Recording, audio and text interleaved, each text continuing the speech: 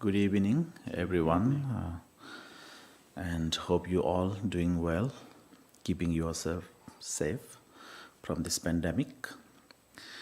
And welcome to this 37 verses on the practice of Bodhisattva class. And I will try to give you a big information about this Bodhisattva practiced.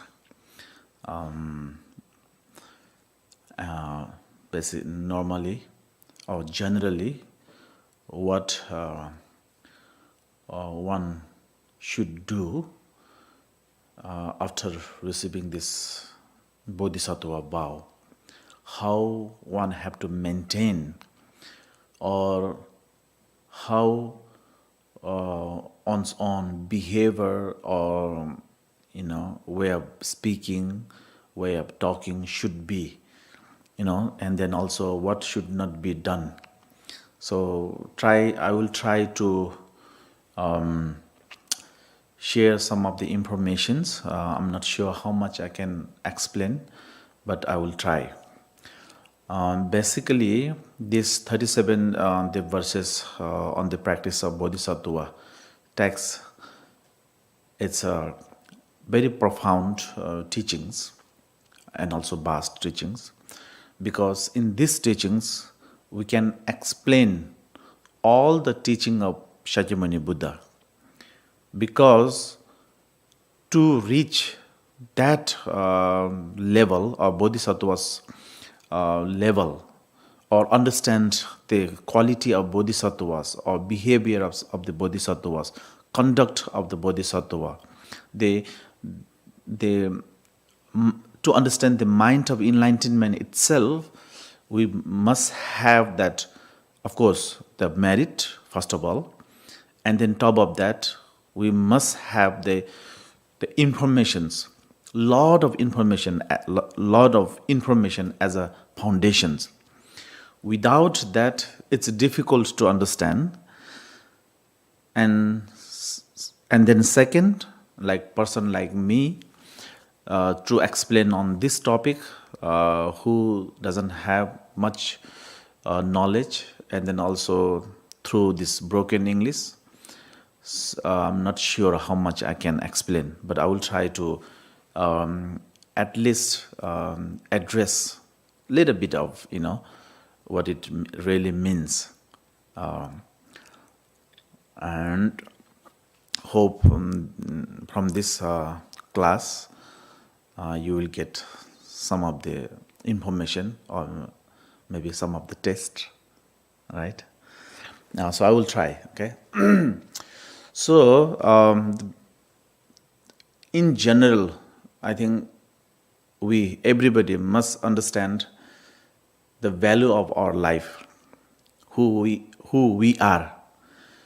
No matter whether you are working, no matter whether you are monk or nuns or householder or lay persons or worldly persons, whether you are practitioners or non-practitioners, doesn't matter. In general, everybody has this human form, human body. Now, this is very precious, I think, the possess. Can I say possess? Very, right? That you have. No matter whether you have a money or not, that doesn't matter. Whether you have a name or not, doesn't matter. Whether you are famous or not, it doesn't matter. Whether people like you or not, it doesn't matter. If you have body, that is the matter. If you don't have body, then nothing is, support you, or nothing will be value for you. So, the number one, to understand that we have this human form, is, I think, very essential point that everybody must understand. And now, according to your background, then you will understand how you look at your human form. If you are a businessman, then maybe you are looking for, you may see this human form is very special to make a money. If you are householder, then maybe you're looking, you will understand this human form is very important just to keep home clean, safe, and healthy, and a happy family. Or if you are student, then maybe you will see this human form as a student who want to have a degree or maybe a knowledge or whatever that. And from the religion practitioners or spiritual practitioners, then there are also so many religions practitioners, religions, the theory or the view. Particularly if we talk about the Buddhism view, then as a Buddhist, human form is very precious. Without this, you cannot achieve anything. Without human form, everything is meaningless, valueless.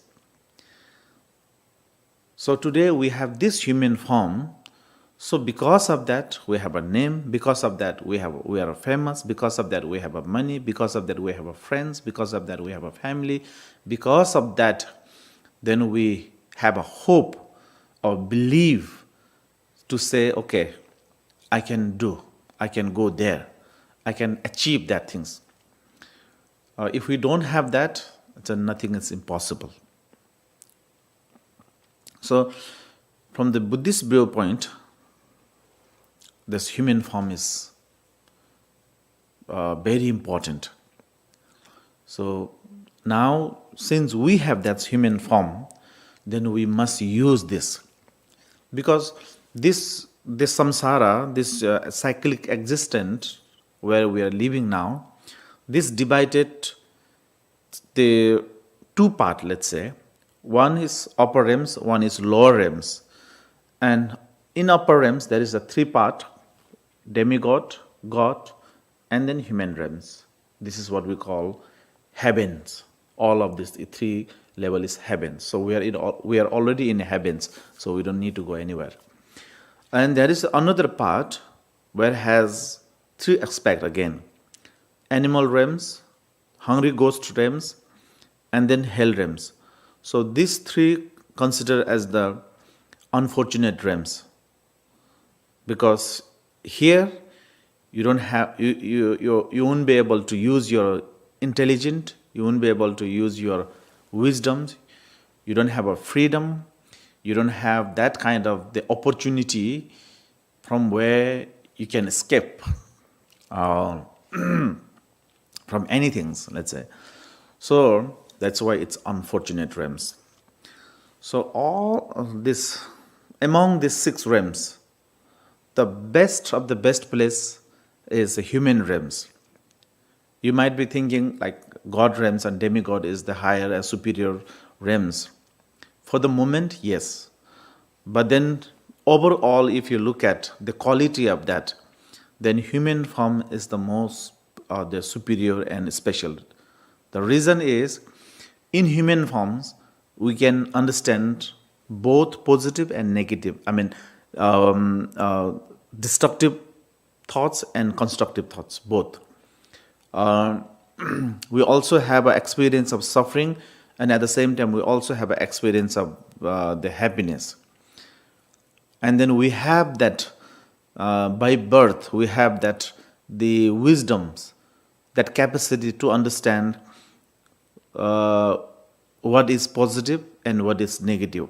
And you also have that, the ability to abandon what the negative, that what you don't want, and then you also have the capacity to accept or adopt the positive things that you always wanting. So human form is very important in that point. So now Shakyamuni Buddha, he also came into this universal, in this world, in human form. The reason is because in human form we have that possibility. If we don't have that possibility, then there is no hope. So the first number one Shakyamuni Buddha says human being have that opportunity. Like possibility.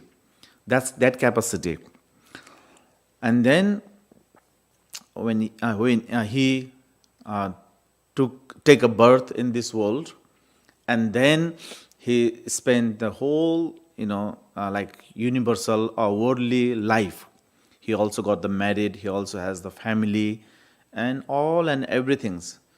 But then when he reached like 29 years old, then he saw so many that things that he don't want to see. Like he never haven't seen before. Then when he saw those things like getting old, disease, deceiving person, and then also the monk and all of that, then because of those visuals, then that clink his mind, rise the questions: why this is happening? Why is people get old? Why people get sick? Why people get die? Deceive, right? Deceive. Why people die or deceive? And why the monk is wearing those kind of the clothes, and why he seems very happy, and all this kind of the questions he raised, and then finally he understands that whatever that I am living right now, this human form, it's a temporary. All and everything is temporary. Whatever that I have now, it's not going to last forever. So there has no importance. So he actually felt sad, and then he was so curious, and then also he wanted to get rid of all those kind of the reasons or that cause that get old, get sick, and all of that. And then he got the renounce when he saw all the positions and families and all of that, the beautiful things. He felt those are the not the permanent. Everything is impermanent, and then everything is going to go soon. So then he renounced that, and then he want to overcome from all those kind of the situation, and then he went to he went to find this the solutions. And now he understand. He went so many the great masters, and then finally he understand that knowledge that he was looking for, that could not get from somebody. You have to achieve that by yourself, which is inherently exist right from the beginnings. So then now how he can do that? How one can do that? Then by only settling your mind, only settling your discursive thoughts, or how to say that, discursive thoughts, or this defilement. Can I say defilement thoughts, or just the defilement?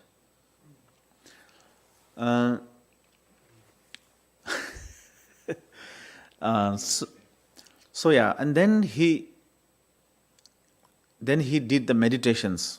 He begins to do the meditations, and then he did the meditations like unwavering meditation. It says shamatha meditation, like for 6 years. And then after when by doing that 6-year meditations, then he able to settle down his mind. He has like freedom now on his own mind, but yet he didn't really reach that level where he really want to go. And then he thought that it might be not the right place to do meditations. And then he moved from that place to another place, and then he started doing meditation again there, which is the Buddha Gaya now, which is in India. So then he started doing meditation again, and at that time he make a promise himself that now, no matter what happens, even my body is destroyed by itself or ruined by itself, I will let it go, but then I'm not going to get up from this place until I attain the enlightenment. So that he made a promise himself, and then he sat that under the tree, under the Bodhi tree, and then he did the meditations. And then at the age of 35, then he, early in the morning, around like 5 to 6, in Tibetan it's called Thorang, which is not really what is this? Not really awake. I mean, like bright, but it's early morning. It's still, I mean, like you can see each other, but then still not really the fully lighty. Still a little bit of dark. So at that kind of the times, then he attained the enlightenment. I mean, like he able to see the true nature of mind, and then the moment he got that things, and he said, I have found this profound and then elaborate, luminous this dharma, a truth, as a nectars. But I'm afraid that if I teach this to other peoples, people might not be able to understand or believe to me. So I better remain in silence.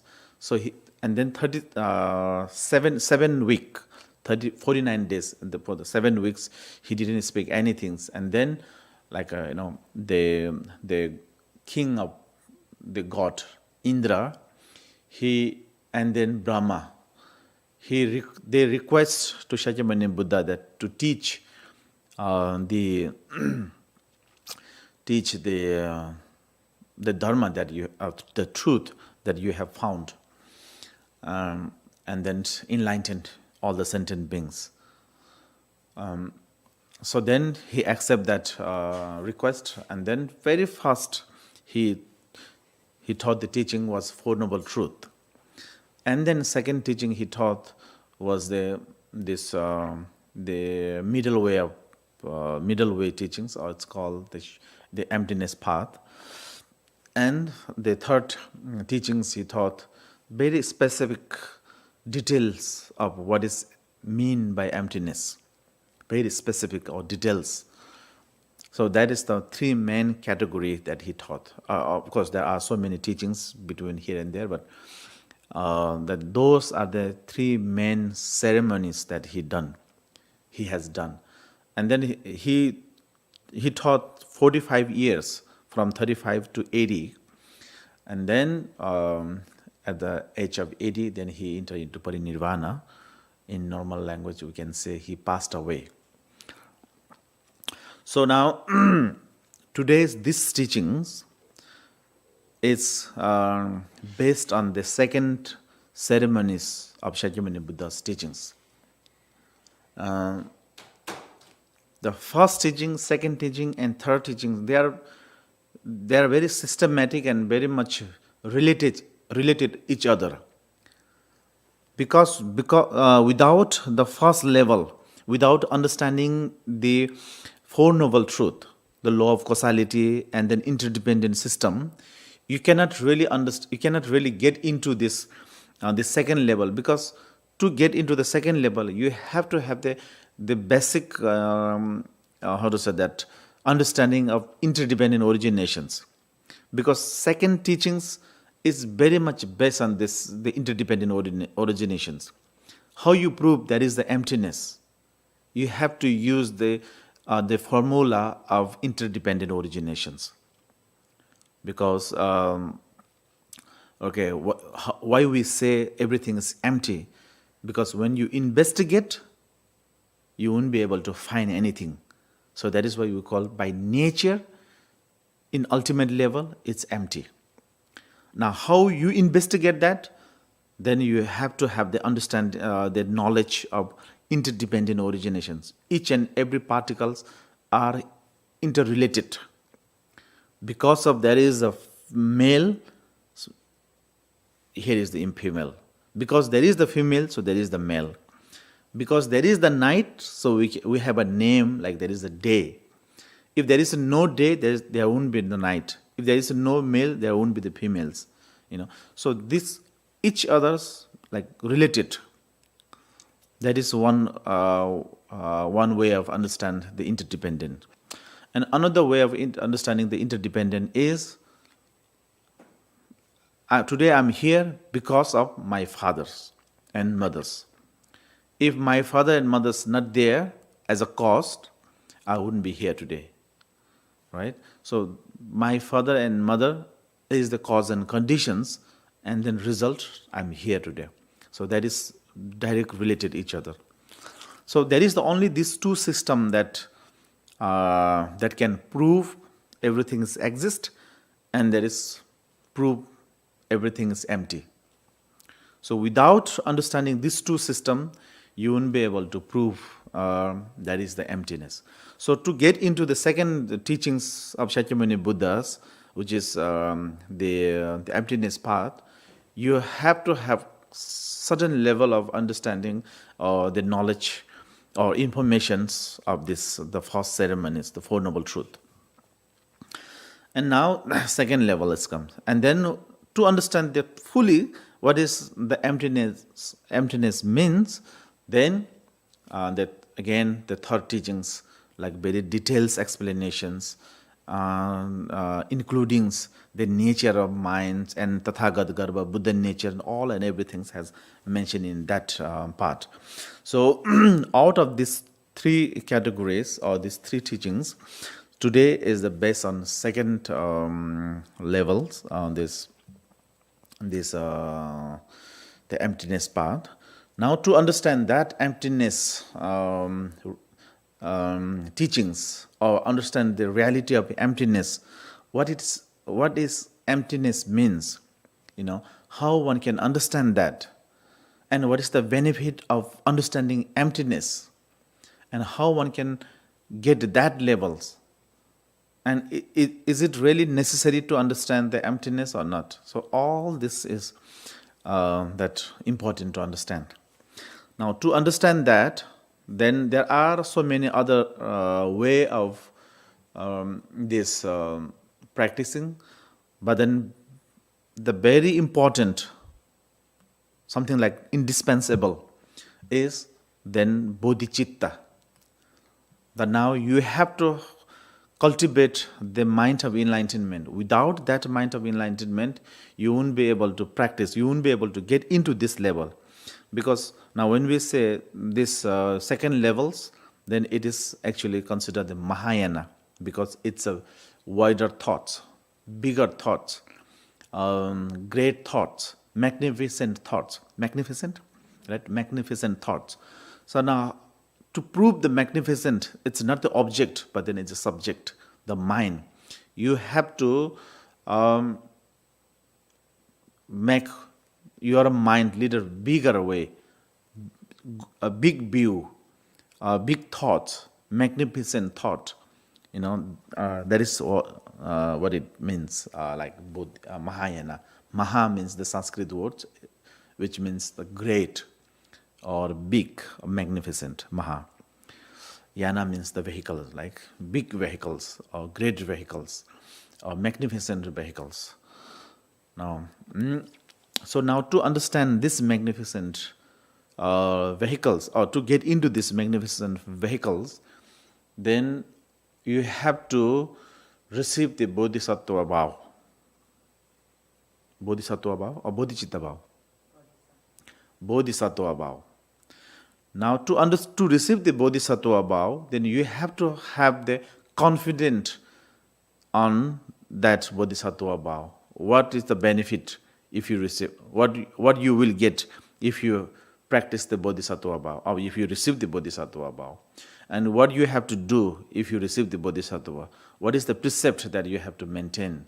What is the how to conduct that you have to carry through? So all this is the information that you need to understand. So and the 37 verses on the practice of the Bodhisattva is all about that.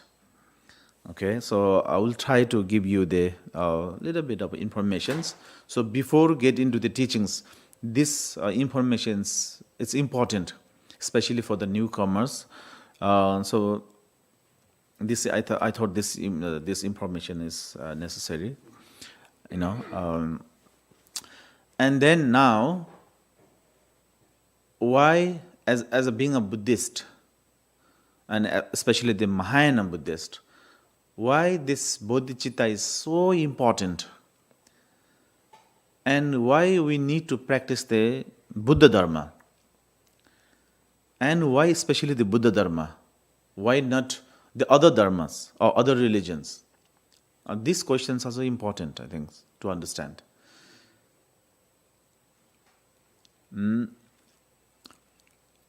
There is the only two things that Buddhists try to avoid, or there is a two things that Buddha always try to teach us, or Buddhists always do.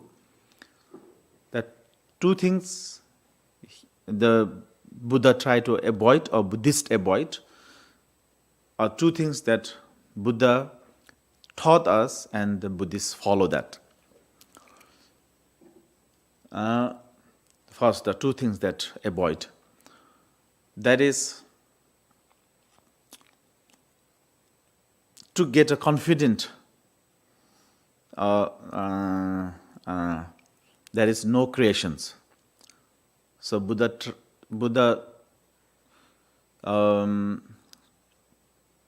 it's not really the protest or reject, but that's no meaning of believing there is as a creator or God as a creator, or to believe somebody's create everything. Because if you really investigate on it, even person like me, I can understand that's not possible to create, to believe the someone who can create everything. If that is possible, then why they don't clean this whole kind of the universals or sufferings in one moment? If it is really possible, because from this since this spiritual path begins in this world, everybody is constantly praying to the God, making aspirations, asking to happiness, but we never get that. And there are so many reasons, and the solid reason that Buddhists believe is why we don't believe as a creator, God as a creator, or somebody's create this universal, is because each and every particle comes from cause and conditions. Nothing is randomly, accidentally, or created by someone. Each and every particle comes from its own cause and conditions. So once you understand that system of law of causality or system of karma, cause, condition, and effect, the natural law, then there is no way that you can believe that God create everything, or someone is there who can create everything. So that is one reason why we don't believe there is someone as a creator. And now another thing is, Buddhists don't believe in this world there is such entity or such that particular the object exists as a permanent. Buddhists believe each and every particle that exists in this world are impermanent. The reason why it's impermanent, because it's not going to last forever, because it's interdependent. And also you can say it's emptiness. Is something that exists in this world, that must be emptiness. Because that if something that exists by depending something else. Without depending something else, that single particle by itself, independence, that's not possible to, exist. So now these two things, Buddhists, reject or don't believe. One is God as a creator, or that everything is created by God, and the other one is something that exists as a permanent. So anatma, the system begins from there. Anatma. Like a Hindu system, they have atma as a mighty, as a permanent things. And at the same point, Buddhists strictly said nothing is impermanent, nothing is permanent. Everything is impermanent. And at the same time, at the same way, even mind also impermanent, and mind, that atma, the self, also is not exist, and that is impermanent. Okay, anyway, that one thing. Now, what is that Buddha accept or taught us and we follow is then truth. There's a two truth. One is relative truth and one is ultimate truth. Relative truth is very much based on today's world. What is actually happening, everything's, what need to be done, that basically follow the law of causality. That is very much related with today's world. What scientists said, what scientists try to prove that things. So it's called relative truth. And in relative truth, we accept everything. We accept there is the object, there is the subject, there is the suffering, there is the happiness, there is the samsara, there is the nirvana. Everything exists as it is. If that is related with the relative truth. And then another things that we believe is if you practice something based on truth, then gradually you will accelerate, go speed, accelerate or improve your knowledge, and then eventually you will be able to attain the enlightenment. And now, why we have that belief? Is that belief because the law of causality, again. Because if you create the cause,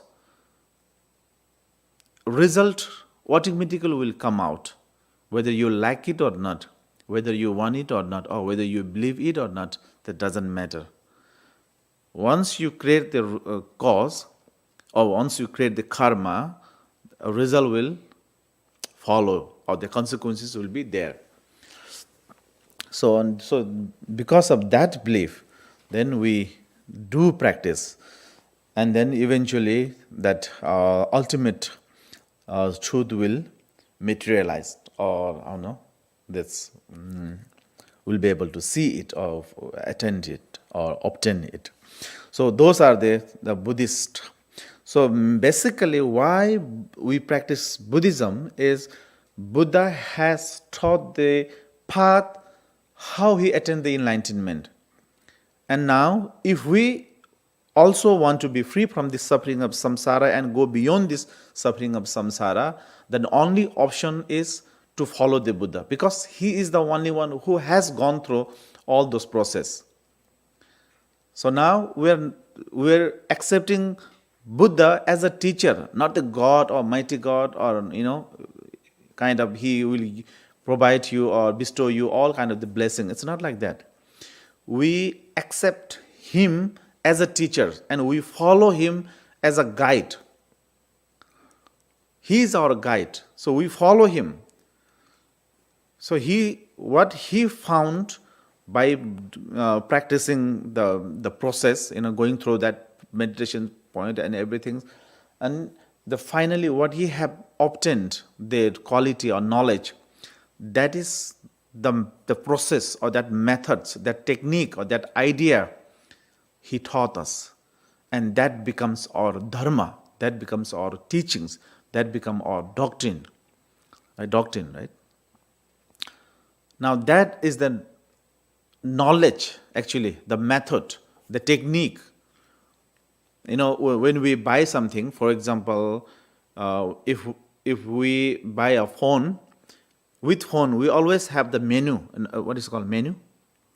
The descriptions, how you can use it, where to go, how to set up all that system. There's descriptions. Huh? Manual. You will get the manual book. Same way, Buddha also gave us the manual book to say that, okay, now you want happiness, then this is the manual that you have to follow to really, to get that levels, to make a useful. And then why we follow him? Because he has gone through all that process and he has obtained that ultimate happiness, ultimate truth, or the true nature of mind. That is what we call, right? So to get that level, then we have no options than following the Shakyamuni Buddha. So all the Buddhists, all the great master, Mahasiddha, who becomes omniscient, like a great six ornament, the practitioners, like Nagarjunas, Arya Devas, like Chandrakriti, Dharmakriti, all those great masters, or Santideva even, all those great masters follow Shakyamuni Buddha's path, and then they become a Buddha. And there are so many other great masters, just like Mipham Rinpoche, Longchen Rabjam Rinpoche, Jigme Lingpas, and then Rongzom Pas, the Nyingmas, that is the four Nyingmas great master. And those all great masters follow this path and then apply that, implement that in their life. And then they become that. And then the same way now, the Gyaltse Ngulso Tokme, who wrote the 37 verses on the practice of Bodhisattva, also, practice this way of the Bodhisattva, and which is taught by Shakyamuni Buddha. He understand this, and then he received the Bodhisattva vow, and then he practiced that, implement that in his day-to-day life, and he become one of the great living Bodhisattva in his time, like 13 centuries, around 30 centuries, right? So these great masters are the example that if we follow him, we can be the one of that. We can also be one of that. So those are the example. Now, this is our time now. If we follow, we have the opportunity. And we have teachers, we have great masters, like we have Jetsuma Rinpoche here, who is become now the Westerner, the first ever living Bodhisattvas. She has created all this opportunity, secret land. To whom? For us. Now what we have to do is then we have to practice. We have to use this secret land as a treasure. So I think, so why, what I'm trying to say here is why we're practicing Buddhism is not to get a fame, not to get a name, not to get the money, not to show up or something, but our final goal, destinations, target is to attain the Buddhahood, to become a Buddha. Now to get there, then you have to have the manual, you have to know the system. And to know that system, then you have to follow the guide. And that the first initial guide is Shakyamuni Buddha. Present guide is our teachers, Jetsuma Rinpoche. So without that, we are not possible. So that is why we practice Buddha Dharma, or why we are becoming a Buddhist, or why we need to become a Buddhist and practice the Buddhas, or follow the Buddha's this manual, is because we also want to be like him for that. Okay? So everybody ready to become a Buddha? Okay. So for that, then we need to understand the system of that. So basically I'm trying to give you some of the manual system, okay? Okay. So,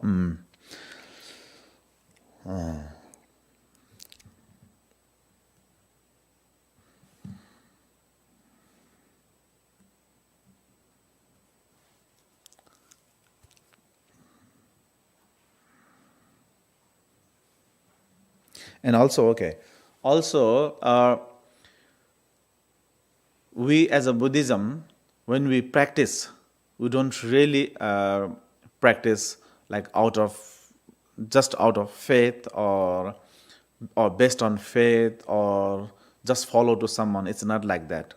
It says you have to investigate by yourself. So this is why all the great master that we need. This is why we need to receive the lots of teachings, because so much you listened, that much information you will get. Now the number one is getting informations. This is important. Number two, then contemplate on it, that what you have just listened. Contemplate or reflect on it. Whatever that person has said. For example, I'm saying right now something. So later on, you also can reflect on it or contemplate whatever that person just said. Is there any meaning? Is it possible? Or does that make sense or not? So then you have to investigate. I'm not saying you have to believe me, but at least listen to me and then contemplate on it. That is the second level. And third, when you contemplate, if you find some sense out of my talk, then implement that. Third is meditation. Listening, contemplating, and meditating. So this is the process of Buddha Dharma. You need to listen, contemplate, and when you're confident on it, then meditate. If you don't confident, if you don't believe it, that doesn't make any sense, no worry. You can always kick out. So that's the process number one. And then also it says you can always use your logic. Direct cognitions, direct logic, or inferential logic. Inferential logic, right? Inferential logic, valid cognition. And also, if you really believe someone, like an omniscient one or Buddha, then you can also use his reference, like words of the Buddha, or words of the omniscient one, or for example, like, Jetsuma Rinpoche. Because we don't have that kind of the capacity to see each and everything as it is. Of course, we use our five senses, we use our intelligent, but we can't understand everything. So at the same time, if we have our teacher who has knowledge on Sutra and Tantra and who also has that experience, so then out of that experience, he or she can tell you something, pith instruction. That is what we call pith instruction. And that is that you have to accept. And for that, you have to have some kind of the certain level of the certain degree of confidence to your teachers. So and that those are the way that's the system that you investigate through your five senses, inferential logics, and then words of the Buddha or words of the omniscient one or the great teachers who has that all kind of the knowledge. And if you are now Mahayana practitioners, then analytical systems, you can follow the analytical system. And also in Mahayana teaching, it has said the 4 great logical argument of middle way. Like investigate on the cost, investigation on the result, investigation on the entity of all the essentials, nature of entity, essential entity, and then investigate on everything, all the dharmas. So that is what it's called four great logical argument of the middle way. So by using that kind of the logic, or that kind of the investigation system or analytical system, then you can find, you will get the confidence on those things. So for that, then we need to listen, contemplate, and then at the end meditate. So okay, now come to this 37 verses on the practice of the Bodhisattvas. Now, why we need Bodhisattva practice? Why this is important? Now, this is very important questions. Why Bodhisattva is important? There are no single Buddha, or there are no single Bodhisattva, or there are no single being who has attained enlightenment without practicing this Bodhisattva. Bodhicitta. The reason is, to get that level, you have to have that the capacity to reach that level, to understand that level of teachings. For example, to understand the university level of teachings, you have to have that certain level of the knowledge. Otherwise, from kindergarten to university, it cannot, equivalent. It's too difficult to understand. Universe student can come to the kindergarten students. They can match with that. But the kindergarten students cannot go up to the university's level. They don't have that digest system. They don't have that capacity. The same way, if you want to reach that level, you have to, improve or increase your capacity also. So that is why each and every the Bodhisattva, when the level they go off, and then similarly, you also need to increase your capacity. So now here, why Bodhisattva is very important, or Bodhicitta is very important? It's because in Buddhism, to say attain the enlightenment is not object things. It's not a physical things. It is the mind we're talking about. Because mind is the root of everything. Whether you say suffering, whether you say samsara, whether you say happiness, whether you say nirvana, or enlightenment, or knowledge, or ignorance, or knowledge, or anger, or patience, or this aversions or attachment, is all and everything comes from your mind, not comes from the object. So now to settle down those all kinds of the things, then now the only options is by changing your mind, by modifying your mind, by conquering the mind, by taming your mind. That is the only options that we have.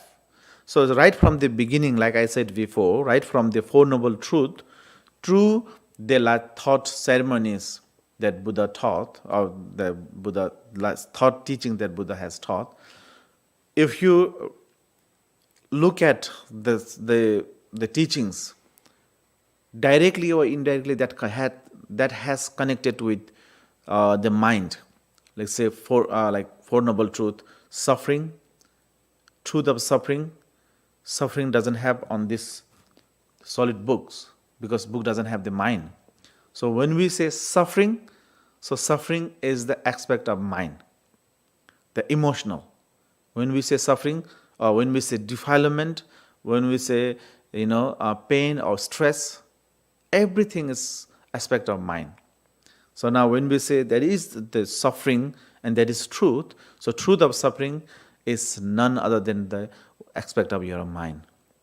Now, where that suffering come from, the second truth, the truth of cessations, the origin, that also related with mind. Klesh and then karma, it says. Klesh and karma. Klesh means afflicting emotions, right? And then karma means the actions. And these both directly or indirectly connected with the mind. Of course, the afflicting emotions, it's of course the mind, the aspect of the mind. Now karma also the connected with the mind, because when you think something, then take the actions. If you don't think anything, there is no way that you can take actions. So that also connected with the mind. Now if you irrite or if you cancel or minimize that cause of that afflicting emotions, or if you stop creating a karma, then you will stop everything. And that is what we call cessations, truth of cessations, which is the peace. And that peace also the part of mind. That's nothing to do with the physical or external things. And now to get that level, to get the cessation level, you have to have the methods or techniques. And that technique is path. Now in path, there is the morality, that is concentrated meditations, and then wisdoms.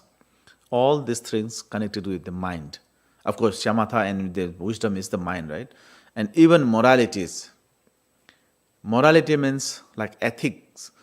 Now be aware of doing everything, not to transgress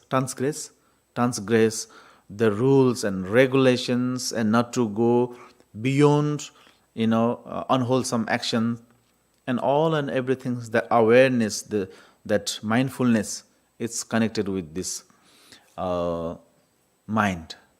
So now see, the Four Noble Truth is all about the mind. Now second teachings, it comes the interdependent originations or the emptiness level. Now here, that's nothing to do with the external, but each and everything has to do with our own mind. Now you have to expand your mind. You have to expand your mind. You have to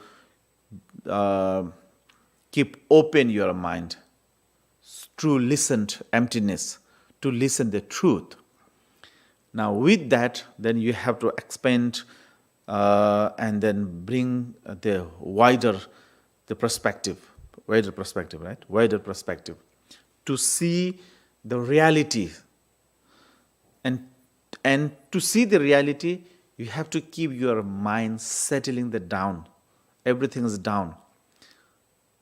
With lot of emotional, you cannot see the truth. And for that, then now, patience is very important. Because, of course, you are practicing bodhisattvas, bodhicitta, but not everybody is practicing the bodhisattvas, bodhicittas. So, when you are practicing the bodhicitta, of course, you are trying to be a settled down and calm and then relax and all of that. But then all of a sudden, a lot of people, come to you and then irritate you, annoy you, tease you, maybe say some bad words to you. At that time, if you don't have the patience, and if you don't have that, that bodhicitta's understanding, then that can disturb you. That can create the problem to you. So for that, then each and every part, we have to have the informations before we get into that. And by doing that, then slowly you can cross that level. once you reach, like it's called bhumi, this from ordinary level to extraordinary level, which then we call bhumi, the first bhumi. There is the 10 bhumi, but then first bhumi. So when we say bhumi, it's kind of the level of knowledge. And so when you reach the first bhumi, then you don't have to worry about everything.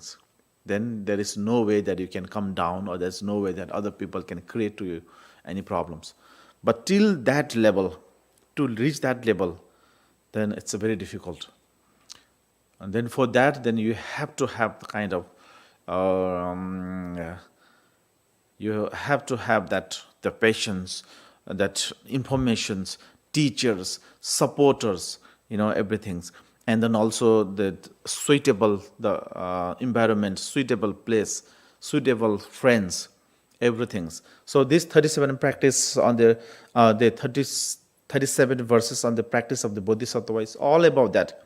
What kind of the friend you need to have, what kind of the habit you need to do, what kind of the place you need to have, where you should go, what you should do, what kind of the the mentality you need to have, and all kind of this that information is mentioned in this 37. Okay, so I am now going to start the 37 practice of the Bodhisattvas.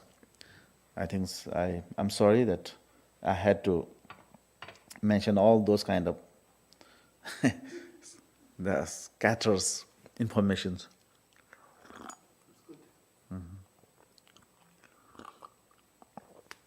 I'm mainly saying these things because I was told there are the new student. So for the new student, maybe this information will give you the little bit of reason why you are receiving these teachings and why we are practicing Buddhisms, and why we are not following Christians, Jews, Jains, or Hinduisms, or Muslims. The reason is, like I mentioned before, there's two. One, we don't really believe that it's greater, because we believe law of cause and effect. And then second, because we understand the interdependent originations, then there is no such entity exists as a permanent. So because of that two reasons, then we don't accept or follow the other religions. Not because we hate them, but that's no reason to follow. Okay, so as a Mahayana practitioners, the very first thing you need to do is then modify your intentions. Intention is very important. So think that I'm going to receive this 37 verses on the practice of Bodhisattva to benefit to all the sentient beings. And for that, then I need to attain the enlightenment. Why you want to attain enlightenment? Not because you are very much, you are tired in the suffering of samsara. You don't want to be in the suffering of samsara, so you are practicing this 37 verses on the practice of Bodhisattva. It's not like that.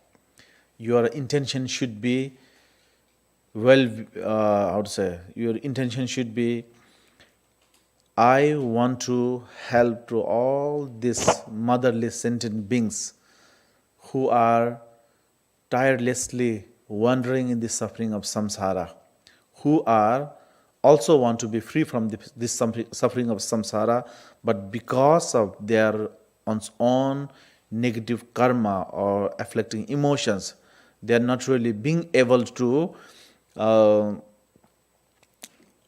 they take the right path. And because of that, because of taking a wrong path, they are wandering in the suffering of samsara. So as a son, S-O-N, okay, as a son, I should help them.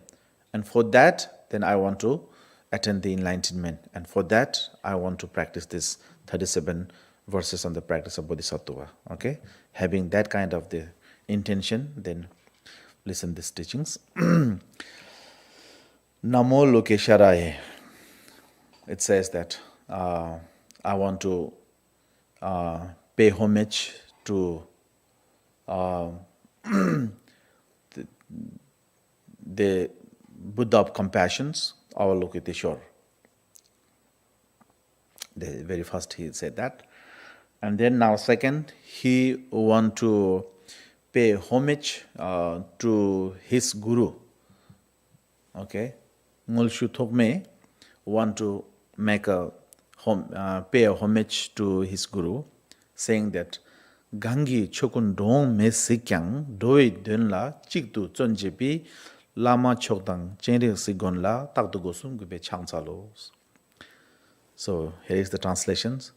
To see that all things are beyond coming and going, yet still you strive solely for the sake of living beings. To you, my precious Guru, inseparable from Lord Avalokite, I offer perpetual homage respectfully with body, speech, and mind. And also I have these translations, which I thought it's a very good translation or explanation. So I will also read this one, okay? Because of favorable, sorry. Lord Chenresik, even though you see everything in its true natures, beyond coming and going, for you there is no difference between samsara and nirvana. Still, you endeavor unceasingly to help being in many ways and in many forms. Glorious Avalokiteshvars, inseparable with my most excellent Guru. With devotions from my 3 doors, I prostrate to you always. So,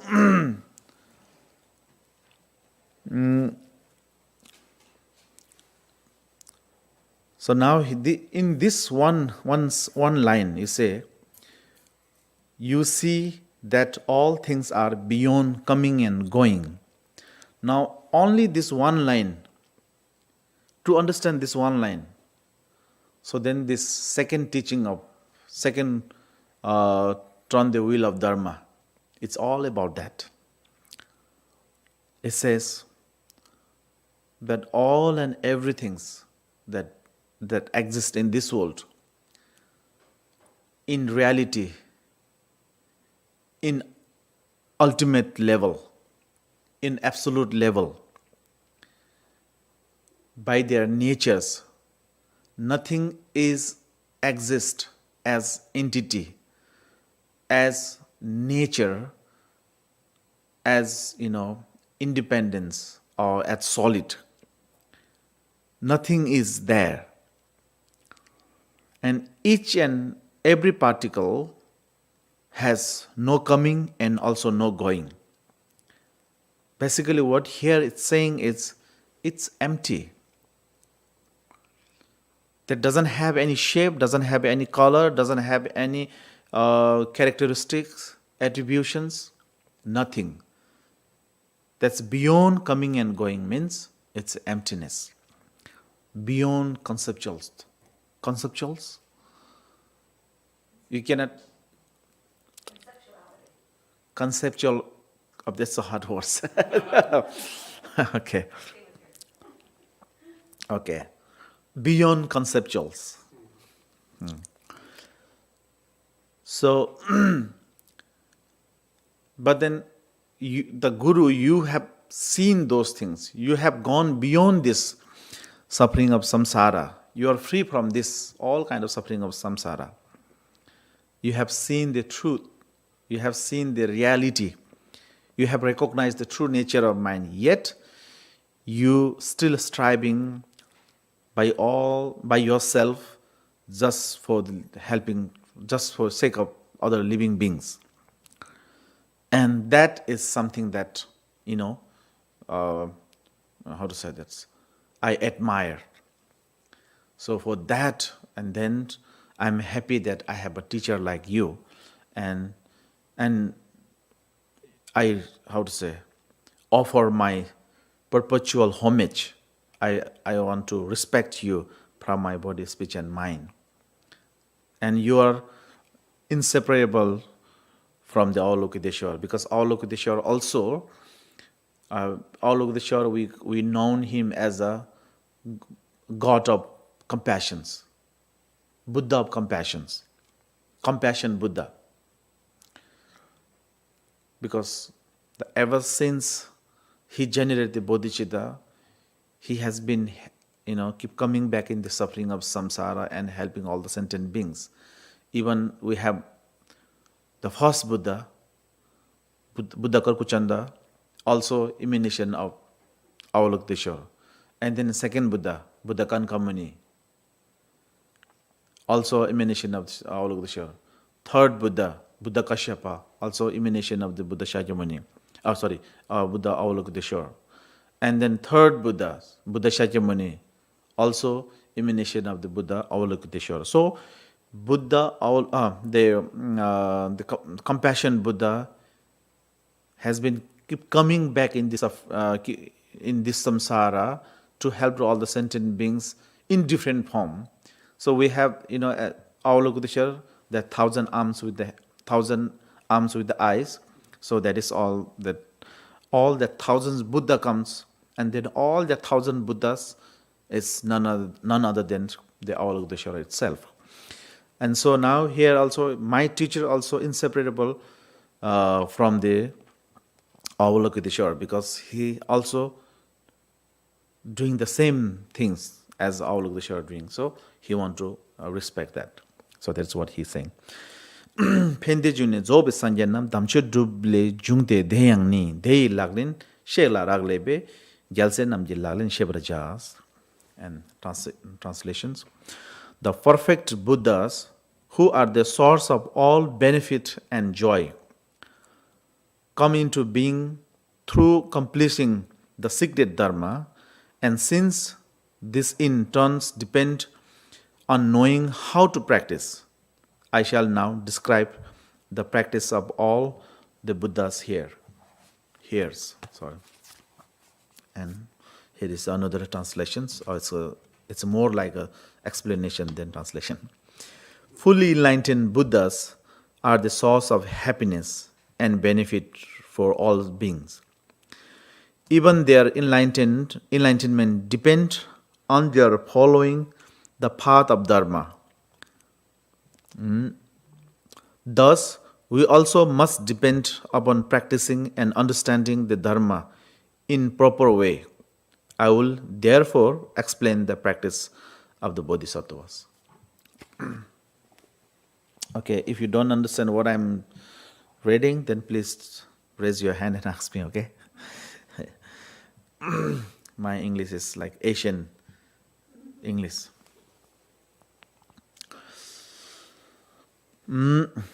Okay, so here saying now, why we need to understand the Dharma. To do the Dharma is important, but then more important is how to do that Dharma. That system is very important. The manuals.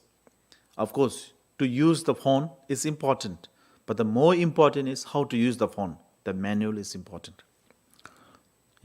Being a 21st century, I think having a phone is not a big deal, right? And also, you must have the phone, especially these days, because otherwise you won't be able to contact each other.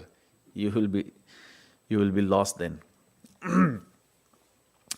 So yeah, having a phone is, of course, it's important. It's good things, but the more important is how to use it. Right? Does that analogy helps? Okay. So here I was saying same things. Okay. To understand the Dharma, to practice the Dharma is very essentials. But the more important is how to practice the Dharma. to become a Buddha, to benefit all the sentient beings, everything is dependent on the Dharma. And then how to practice the Dharma is even more important, it says. So we shall understand those things. So now this Bodhisattva Way saying that I shall now describe the practice of all the Buddhas, the hearers or that practice. Okay, so these are not that much hard.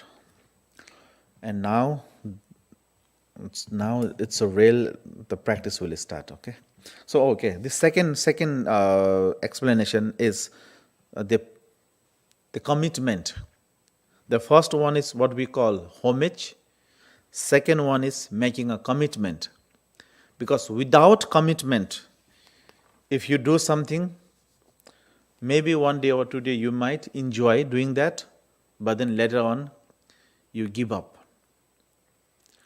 So for not to give up and continue until you get that level that you want to be, it's important. What's that? Consistency. Consistency is very important. So now to motivate yourself,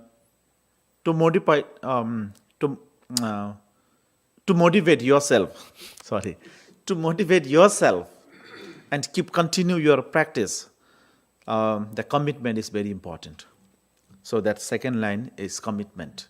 He's saying that I'm now going to write this 37 verses on the practice of Bodhisattva to benefit all the sentient beings. Okay, now from here the actual verses will start. Okay, do we have time? Okay. Daljur duchen nyeka thobdu dir dakshen khorwe chole daljai chir nindang sendo yawa meparni nyensem gomba jalse laklein. Now translation. The practice of all the Bodhisattva is to study, reflect, and meditate tirelessly both day and night without ever straying into idleness in order to free oneself and others from these oceans of samsara, having gained this supreme vessel of free will cause of favor, human life so difficult to find. And there is another translations. Because of favorable conditions, you have attained this extraordinary human body, which is like a great sailing ship. Thus, while this opportunity is at hand, you should cross the deep and dangerous oceans of samsara by listening, contemplating, and meditating day and night on the teaching of the Bodhisattva path. This is the way of Bodhisattva's practice. Now here is very clear explanations, right? So, like at the beginning, I was saying that, to understand that what kind of the body that you have now, to understand the value of this body is very important. No matter what you do, regardless of who we are, regardless of what we are doing, what is our background, the most important, much more value than money, much more value than the fame and the name and then the praisings at whatever that valuable things that you can count in this world. Much more than that, your body is valuable. Now, by using this body, then you can achieve anything that you want. And it's called that difficult to find, it says. Why this is very difficult to find, the human life? there are so many example it has mentioned. The one example that in or the preliminary practice has mentioned is, like for example, if you have that needles, one needles keep like this, and try to put so many is that what do you call it, the what we have, like let's say like this rice grain, so many rice grain, if we pour here like this, it's difficult to stick on top of these needles. Yeah, most of this go down. Fortunately, maybe one or two, there is a possible. It's not like impossible. There is a possible. Maybe stick one, and even that also very difficult. That is one example. More difficult than that to attain the human life, it says, because this is not made by somebody. You have to follow.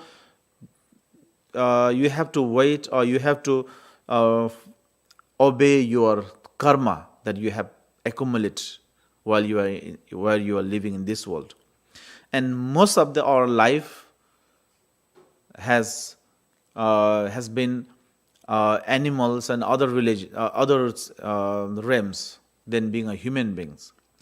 Even if we have reborn as a human beings, most of the times we don't really have that kind of the capacity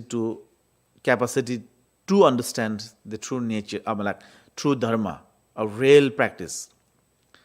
And even we meet the practice, even we get kind of a little bit of opportunity and practice, the opportunity to do the practice, because our life is uncertain. Sometimes, unfortunately, death, uncertainty will happen. So it's very difficult to obtain, and then even you obtain that life maintained. It's very difficult. So here is difficult means to obtain the human life. It's very difficult. One example, that putting on needles and pouring this rice grain. That is one example. Now second example is like keeping this book like this, like this, and pouring the rice here. Is there any possibility to stick the rice? It's very difficult. Maybe once in a while, by chance, it could stick one grain on this wall. To obtain human life, it says even more difficult than that.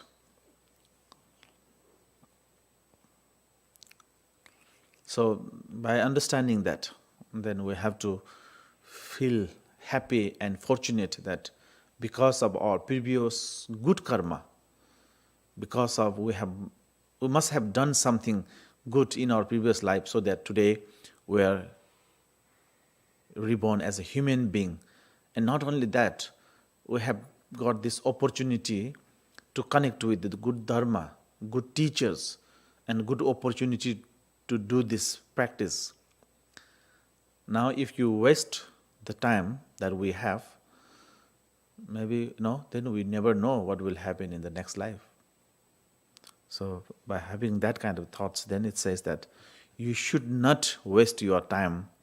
You should not hanging here and there, staying into a idleness. Do practice, that is what it's saying. Because, of course, we're lucky enough to have this human life, but then it's not permanent. And we're not guaranteed that we will survive tomorrow. We never know whether tomorrow will come fast or next life will come fast. We never know. Only the 1 second that we need to distinguish. Just 1 second. If you breathe out, you forget breathe in, namaste. That's it. Then nothing you can do, right? So yeah, this is very difficult to find. And there are so many other examples also it mentions. Like if you measure quantities, like human, like hell realms, is much bigger size than this hungry ghost realms. Hungry ghost realm size is much bigger than animal realms. Animal realms is much bigger than or demigod realms. Now, God realms and God realms and then human realms, it says that very, very tiny size comparing to other animals' size. It says that to have a scent on this top of this nail, this is the size of human and God realms, the opportunity that we have. And we have to be this few that scent. Comparing to other sentient beings' place, it says that the scent of the oceans. And human and God realms is the size of these nails. How much the scent we can keep here? Very few, right? It's just the example that says, the quantity wise. So that is why it's very difficult to obtain this kind of the human form, and it is what is called the supreme vessels of precious human life. Why this is precious? Because it's first of all, it's very difficult to find it, and even though if you find it, that's no guarantee that you will connect with the Dharma, you will connect with the good teachers. Even though you connect with the good teachers and good Dharma, that's no guarantee that you will get enough time to practice, because impermanent, because uncertainty, death. So it says that while you have that right vessels, the precious human life, it says that you should not waste your time and use the practice the Dharma by listening, reflecting, and meditating. Like I mentioned before, these three is the system, or these three is the process that we Buddhists should follow. Listening, contemplating, and meditating. Okay, this is three things. So this is what it's saying here. And now second, nyengi chokla dochak chutar dai chola shedang metarabar langdor jeba timuk munachin payul pong yalse laglein. So the number one verses is the point number one. You remember that is a 37 point. This is the point number one that he said. When you have that the precious human life, you must use that. You must know how to use that, and you must not waste it. That's one. Now, second translation is, the practice of all the Bodhisattva Way is to leave behind one's homeland, where our attachment to family and friends overwhelm us like a torrent, while our aversions towards enemies range inside us like a blazing fire, and delusions, darkness obscure what must be adopted and abandoned. And now there is another translations. By attachment to relatives and friends, you are trapped as if in the whirlpool, right? WHIRL, whirlpool. Okay, that's a hard one. I will practice and come back. And then unable to free yourself. Basically what he is saying is, when pool has a round and round, that can fall down to you. So I know the meanings, but that pronunciation is quite difficult. Hated for your enemy range like a blazing fire. Lacking mindfulness, you forget what to accept and what to reject, and you remain in this darkness of ignorance. For these reasons, renounce your homeland. This is the way of the Bodhisattva practice. The reason is, now here what he is saying is, you should leave your homeland behind, just like Ani Wangmo has done.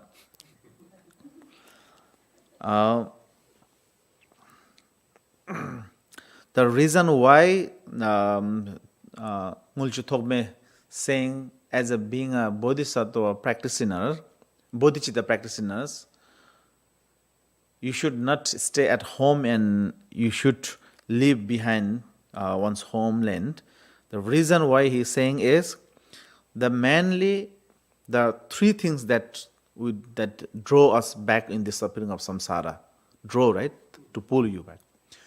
And that is the attachment, and then aversions, and then ignorance, right? Aversions and ignorance, right?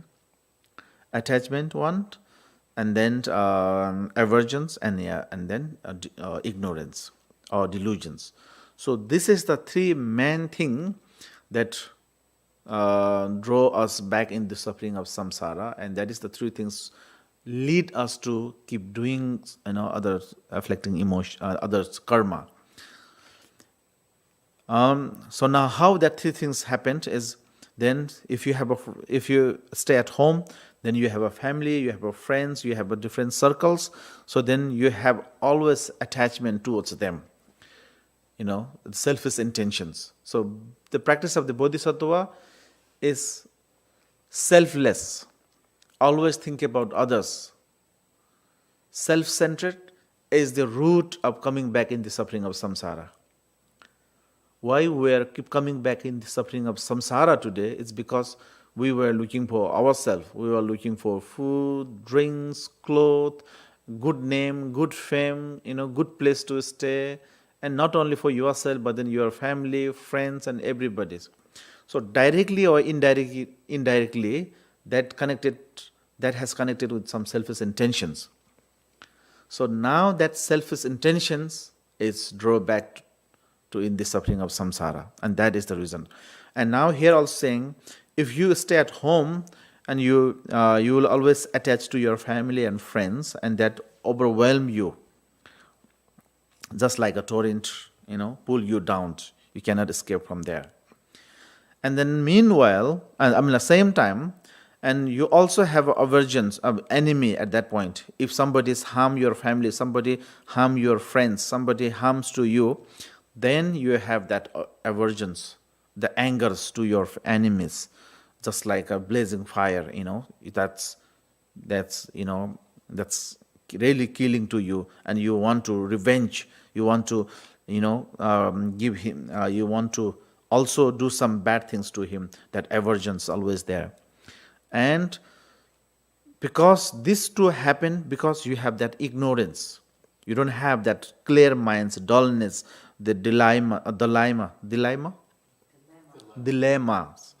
delusions, the darkness. Because of that darkness that you have, that darkness obscure you to see the truth. So then you won't be able to understand what need to be adopted and what need to be abundance. So, as being a bodhisattva practice, better is not to stay at home and abandon the homeland. Just to be free, just to be safe from those attachment, aversions, and ignorance, and not to increase. Not to let increase that attachment, aversions, and ignorance. Yulnyen pangbe nyonmong rimgi dib namyeng mebe gejor ngangi fel rikpa dangbe chola nyeshege emba temba jalse laglains. The translations. The practice of all the bodhisattva is to take the solitary place, avoiding the unwholesome, so that destructive emotional gradually fade away. And in the absence of distractions, virtuous practice naturally gain strength. Whilst with the awareness clearly focused, we gain convictions in the teachings. Okay, this will be the last, okay?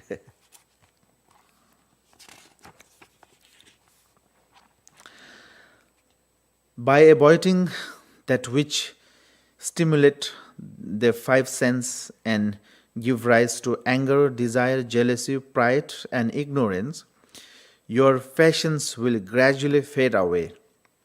Without these many distractions, virtue's deed will spontaneously increase.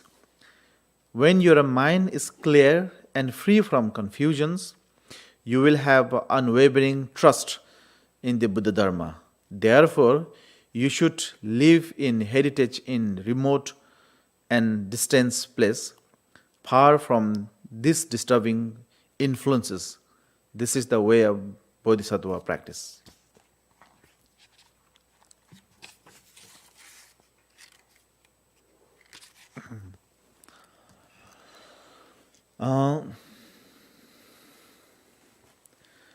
Now we just spoke about leaving behind one's homeland.